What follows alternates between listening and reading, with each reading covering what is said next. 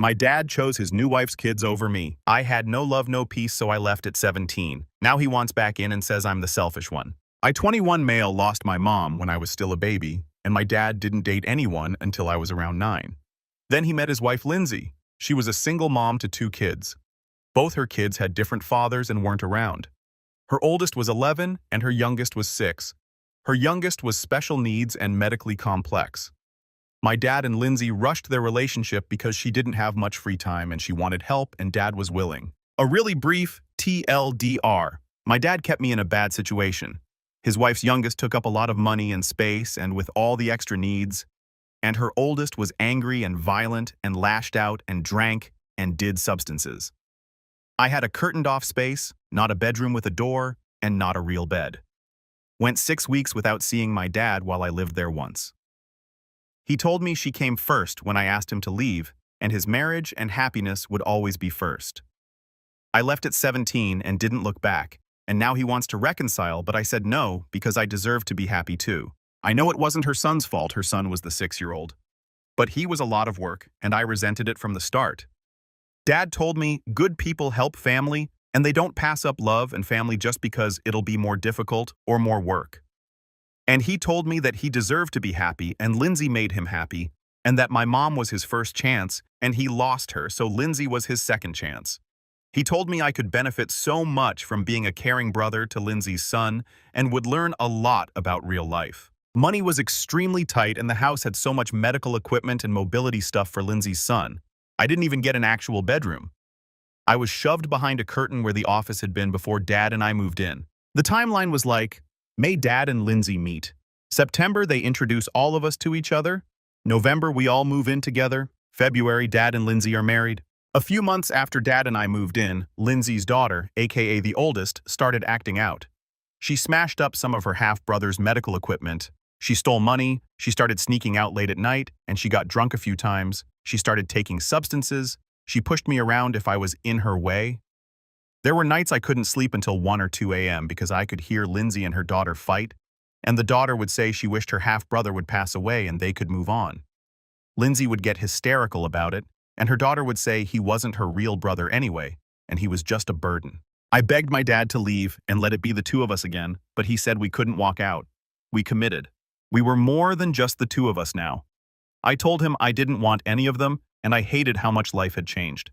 He told me life always changed, and I needed to get on top of my feelings and accept that he needed to be happy and deserved to save his marriage. He told me his marriage was the most important thing and that it had to be to provide me with stability. Even when Lindsay's daughter kicked me out of my room and bed and would literally drag me by the hair or legs to get me out, Dad stayed.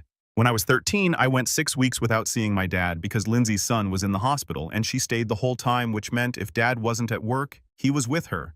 And all I got was a note telling me to go to friends' houses if there was no food.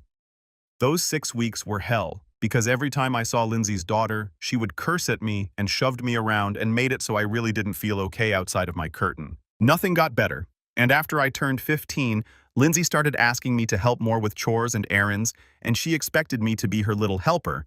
And when I said no, Dad told me I didn't get to disrespect my new mom. That led to a fight, and I exploded and told him to get lost because she would never be my mom, and nothing good came from them being married, and he needed to leave me alone.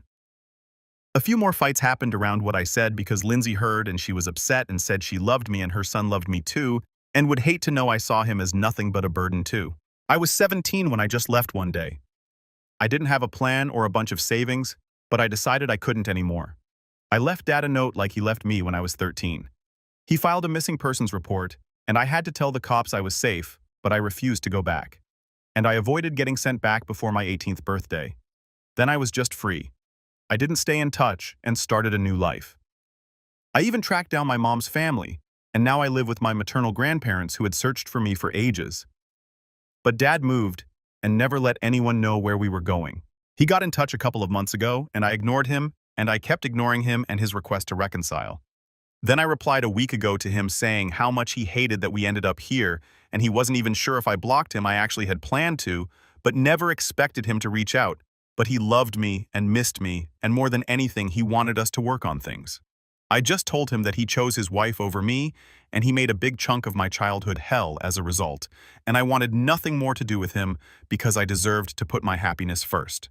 He replied a bunch since saying I should never have expected him to give up his wife for me, and we can work on this. That I need my dad and all kinds of crap. He actually seems kinda desperate and erratic about it and like he's really afraid I won't give him a chance. AITA for rejecting his efforts. Story 2. AITA. For ending my friendship with one of my best friends. I met my friend Monica online when both of our children were around a year old, and we quickly became close friends. Our kids are exactly the same age, and we live not far from each other, so it was perfect.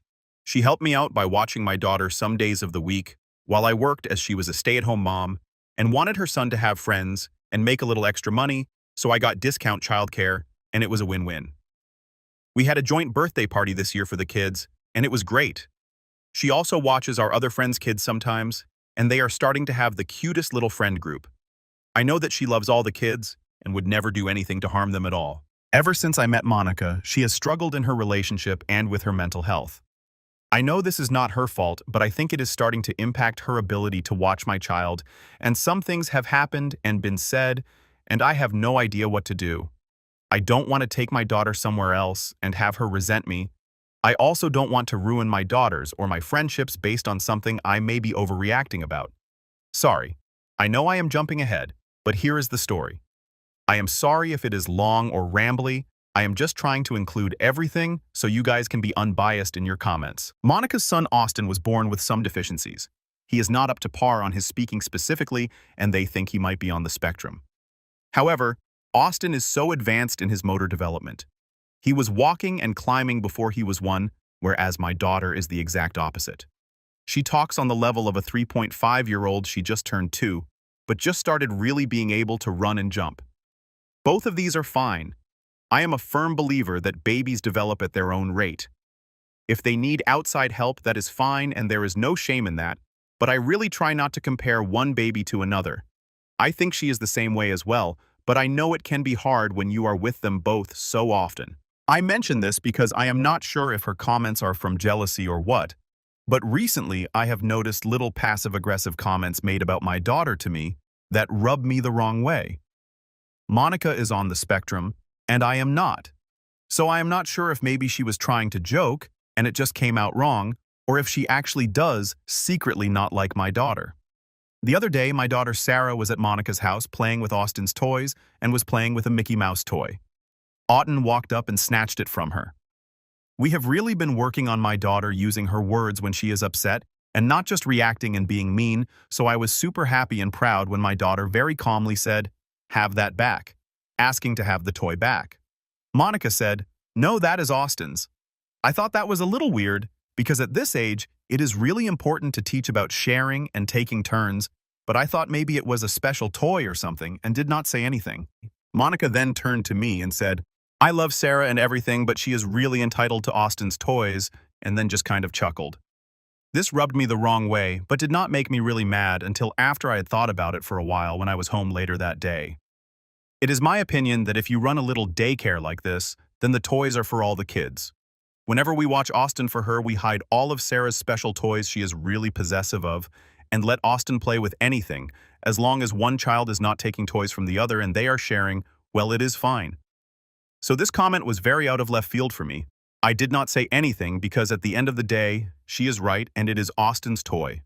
It just got me thinking that if she is like this and talking bad about my daughter, when I am there, what is she saying when I am not around? Another thing is that she and Austin never leave the house except to go to Starbucks or Target, so they are in a little bubble and do not have super strong immune systems. Sarah goes to pre-K most days and went to daycare before I met Monica, so she has had all the baby sicknesses and was able to build up more of an immunity to them. The preschool does all it can to prevent illness, checking temp every day, sanitizing toys every day, etc., but there is only so much you can do with a bunch of little kids. Because of this, Sarah has caught a cold.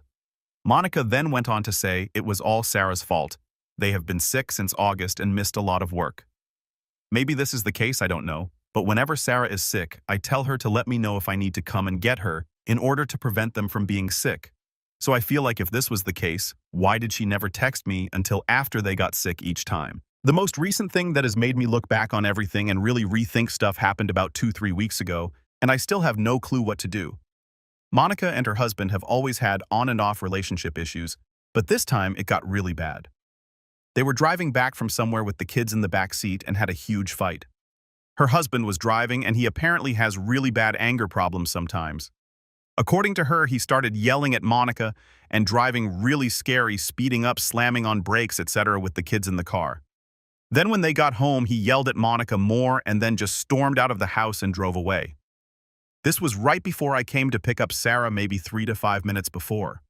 When I got there, Sarah was perfectly happy, but when I went to put her in the car, she started screaming bloody murder. The only way I can explain it was she was having a panic attack. We went back inside, but she could not stop freaking out. She was hyperventilating, crying hysterically. She normally does not cry much, and if she is upset, she asks for a hug and then says she is all better. But this did not happen this time. Sarah kept saying she wanted to go, but whenever I tried to put her in the car to leave, she freaked out again. She is fine now and has been asking about them and going to their house, so I am very confused about it. I do not know what is best for her. All I know is this cannot happen again, and I have told them this. Since then, I have been messaging our other friend who sometimes has her kids there and have gotten even more information. This is where I have to change some details and leave a lot out on the off chance Monica sees this post, because I promised not to tell her anything until this friend, let's call her Rachel. Friends is on the TV at work, LOL, can find alternate care for her kids. The gist of what Rachel told me is that Monica has reached out to another friend about her mental health and said some really concerning things, and it is clear she needs some help. According to what Rachel heard from this other friend, a lot of the issues are stemming from the stress of watching the kids. Both Rachel and I have agreed it would be wise to find alternate childcare and are planning on talking to Monica about it. I know that she cannot watch Sarah long-term anymore. The thing is, I do not know if I can do this friendship anymore. She has insulted my daughter to my face, she has lied to me, she put my child at risk, and she is taking advantage of both my and Rachel's kindness. I know all of this is her mental health and not her fault, and I am trying to be there for her, but I have given her resources for mental health clinics in her geographic area and price range. I have offered for her to go to meetings with me for the partners of those dealing with addiction. I have tried to offer her so many resources, but she always declines me. There is only so much I can do if she does not want to help herself, and it is getting to the point where it is impacting my mental health and I need to take care of myself. I don't want to cut her off completely, and I don't know what to do. If anyone has been through anything similar, please let me know and offer advice. I know this post probably does not make sense, but I do feel better after getting it off my chest. Update 1. Hello everyone, this is just a small update. I will do a bigger one when everything is more official, probably underneath this post. If you guys remember me, I am the one whose friend drove recklessly while my daughter was in their care. Yesterday I went to a trunk or treat and found a preschool for the days when I would need Monica to watch my daughter. I am planning on calling them and filling out an application later today. I spoke to the director and she was super nice, so I am really excited about this. The only thing is the age.